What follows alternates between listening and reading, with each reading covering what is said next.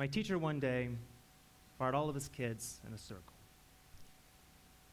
And one by one, she began to ask us that wonderful life question. What do you want to be when you grow up? And there were firefighters and policemen. One boy wanted to be a plumber, just like his dad. And one girl wanted to be a urologist. Now, I didn't even know what urology even was in first grade, nor could I even pronounce it. So finally, the teacher came to me. Sean, what do you want to be when you grow up? I was still trying to figure out what a urologist was. And I was so interested in everyone else's answers, I really wasn't thinking of mine. And so I said the first thing that came to my head. I want to be a Canadian farmer.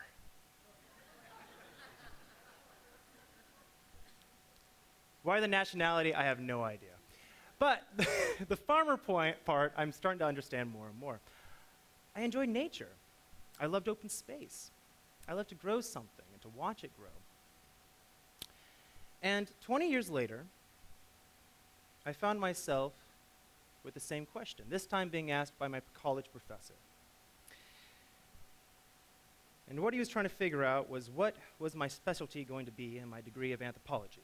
And sadly, Canadian farmer wasn't a choice. And I didn't know. I didn't know where I was going, what I was doing, who I was, the usual college experience. I was lost. And I was disappointed in that I was lost. And so I did what most people do when they get upset or flustered. I went out for a walk, but mine was about 6 months long. I ended up hiking the Appalachian Trail in 2012, 2,100 miles, and it was wonderful. But when I came back, I found that I was still lost. And so 4 years after that, I kind of liked it, and I said, well, I'll do another one. But this time, I'll do the Continental Divide Trail, a trail that extends from the northern border of Mexico all the way to the southern border of Canada, right along the spines of the Rockies, 3,100 miles. So in April of last year, I started at the border of Mexico in the Chihuahua Desert. And the desert is an interesting thing. It's kind of like the beach, but with less water and more like pokey plants that just want to hurt you and kill you all the time. And every day, for 5 months and 2 weeks, I would walk. I'd walk at first 12 miles, then 15, then I got up to 20 and 25, and one day I even did a 30-mile day. And when you're walking through this beautiful immersion of nature, it feels like you're in a living art museum, a living gallery. You can't just fly through the Louvre and say, oh, I saw the Louvre, that was it, done. No, you have to take your time. You have to look at each piece, one by one. Look at the brushstrokes. Have gratitude for the painter. Find inspiration. And there's something to say being able to walk on a summit for 2 or 3 days and seeing the same mountain in the horizon and watch it change colors throughout the day. It's magical. Absolutely magical. But with anything in nature, it is a double-edged sword. There is beauty, but there's also danger. Scary moments. It's nature, just what happens. And one of those times, I was about 1,400 miles into the journey, and I was in northern Colorado, about 80 miles south of a place called the Wyoming Basin, a massive flat bowl that's part of the divide. And I was really looking forward to something flat. And in Colorado, every day at 3 or 4 o'clock, like clockwork, especially during the summer, there's these storms that roll up from the mountains. It's the weather engine that drives the monsoon season throughout New Mexico, giving all the water. And these storms are spectacular. They're beautiful when you're down in the valley and you're on a porch with a beer looking at it from 100 miles away. But then when you're up there at 13,400 feet, it's terrifying. Absolutely terrifying. And one day, I was climbing a summit, and I thought, I could make it. I could make it. The clouds are still far away enough, I can make it. And I only had 3/4 of a mile left to get to the top of the summit. And so I decided to make it. But I didn't make it. The storm came. And as I was going up the summit, the next thing I realized was that this beautiful panorama that was all around me, this vista of the world, had instantly turned to white. I was in a cloud. I was stuck in a cloud, and that white turned to gray, and that gray turned to this pitch blackness. And the temperature dropped. And all above me, all I heard was static going above my head. And hail started to come down. And I was terrified, because on my back, I had this ice axe, this metal ice axe, which was working just like a lightning rod. And then right below my ice axe, there was also this little gas tank that I used for cooking. So I was an explosive lightning rod. It was horrible. And I wanted to run, but you can't run up there. You are on a tightrope of rocks. You're on a ridgeline. And so I did the only thing that I could do. I said, Deo! Deo! Harry Belafonte. About 12 songs later, I found myself in a lower ground in a saddle that had a few trees and tree line. And that was one of the nicest nights I ever had. It was wonderful, great sleep. By the time I did get to the Wyoming Basin, I was starting to get a little done with the entire adventure thing. I wanted to come home, and I wanted to come home safe.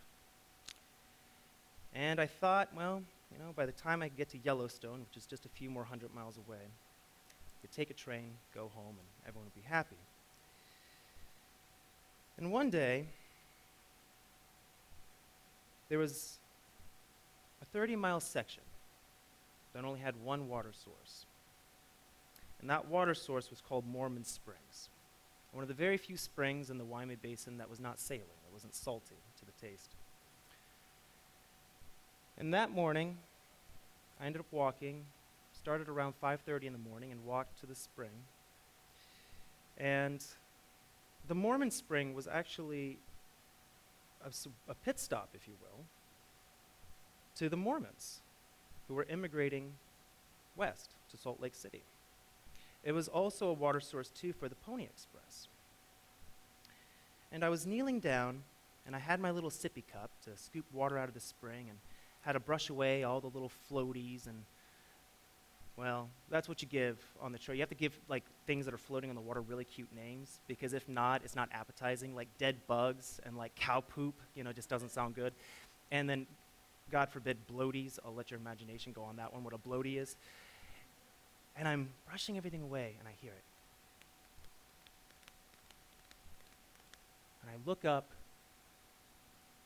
and in front of me is a herd of wild mustang, running from the horizon, from the rising sun in the east, the dust glistening up, hitting it, shining.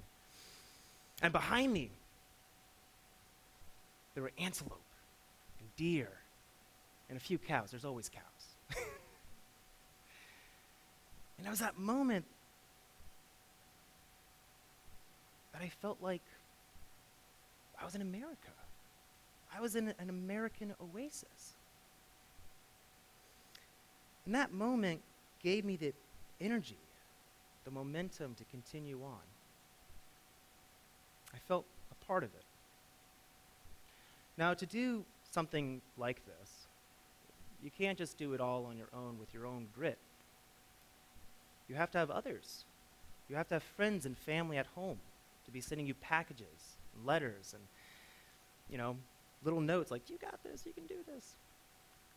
And then also, too, you need help from people along the way. In the trail world, we call this trail magic. And trail magic can be anything. It can be someone giving you a ride into town from a mountain pass, and you thought lightning was scary. Try hitchhiking. And one of those moments that I really became dependent on people was I was going through a section called the Wind River Range, one of the most beautiful places on this planet. It is spectacular. It is a mountain range that runs to the southeast of Yellowstone, part of the massive volcanic caldera. And over the millennia, it has been carved by glaciers and ice. And it's just spectacular, absolutely spectacular. But it's also very rugged as well as isolate. There's isolation to it. It's wilderness. And so you really don't see that many people out there. My trail section for that, what I thought, was about 120 miles, roughly. And so I packed roughly, 6 days worth of food in my backpack. But also, too, I had heard I was going into grizzly country. And so, for not wanting to see a grizzly, I ended up packing out as well a massive bear barrel. And what a bear barrel is, it is this kind of barrel contraption with this weird lid that you can never really fit on just right. And you shove all your food in there. And this thing weighs a ton. It's miserable. But when the bear does get it, he's rolling around with that instead of with you in your tent. So that's why I got this thing. And in about 4 days of me walking north, I found that I had greatly underestimated not only my distance, it wasn't 120 miles, it was nearly 190 miles. And I had also too greatly underestimated the terrain. I was no longer in this flat basin making 25 miles a day. I was now in the mountains, only able to do 14, 13, that was it. I wasn't going very fast. And so, by day 5, I found myself with a bear barrel full of just wrappers. It was completely empty. I was out of food. And I still had a whole lot more to go to get to Du Bois. First day was okay. I was a little hungry, but everything was fine. I had an extra pack of Skittles that every single time I was going up an incline or a mountain or a summit or a pass, I would just eat 1 or 2 Skittles just to kind of get my blood sugar up, and I was able to get over it. And I also had 1 emergency ration pack of ramen noodles, just 1. By day 2, things were getting scary. I was starting to get nervous, and I thought I was going to have to drop off to lower ground to get to a town. But even the closest town was still 50, 60 miles away. By day 3, I was terrified. And thankfully, as I was walking, I came across not only a man on horseback, but also a hiker who gave me, resupplied my food, as well as gave me a beautiful jar of peanut butter. But that's not what they only gave me, too. I also found out, too, this horrible bear barrel that I was cursing at, the top of it was a frying pan, the lid. I could have been eating fish that entire time, and I had no idea. But that was the most delicious jar of peanut butter I ever had. And without that, I could have never made it. What is this all about? I don't know. I'm still trying to figure that one out. But what I do know is that I'm no longer asking myself, what do I want to be? But I'm now asking myself, who do I want to become? Life is a trail. It doesn't end when you get to the northern terminus. It doesn't end when you come home. It continues. And for me, in my life, it is not the destination. It is the journey. An adventure with a handful of Skittles. Thank you.